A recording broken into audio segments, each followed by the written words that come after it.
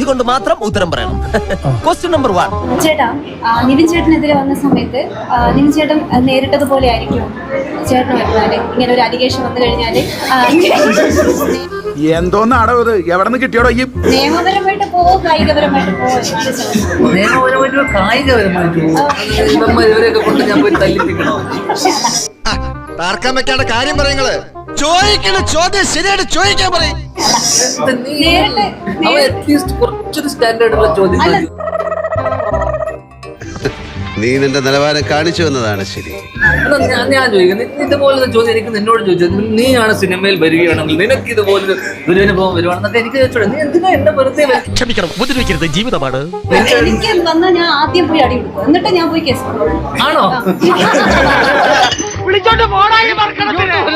ചേട്ടാ, ഇപ്പം വിനീതേട്ടനായിരുന്നു കൂട്ടുകാരന് വേണ്ടിട്ട് വന്നത്. ഞാൻ ചേട്ടന് എത്രമാത്രം വിശ്വാസമുണ്ട് വിനീതേട്ട ഇതുപോലെ വന്നിട്ട് സപ്പോർട്ട് ചെയ്യാം. അതിന് നമ്മള് ഇത് സംഭവം. നിങ്ങൾ രാവിലെ എഴുന്നേൽക്കുമ്പോൾ മോഹൻലാലായിട്ട് എഴുന്നേൽക്കുവാണെങ്കിൽ നിങ്ങൾ എന്ത് ചെയ്യും?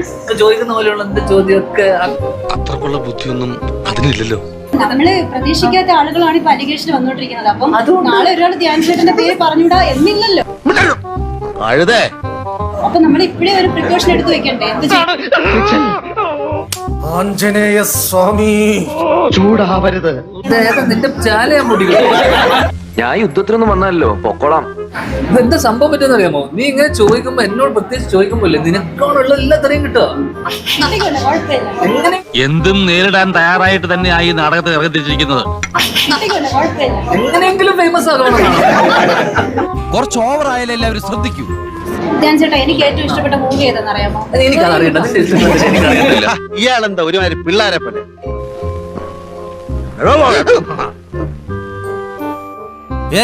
ഞാൻ പോകുന്നു. Bye bye.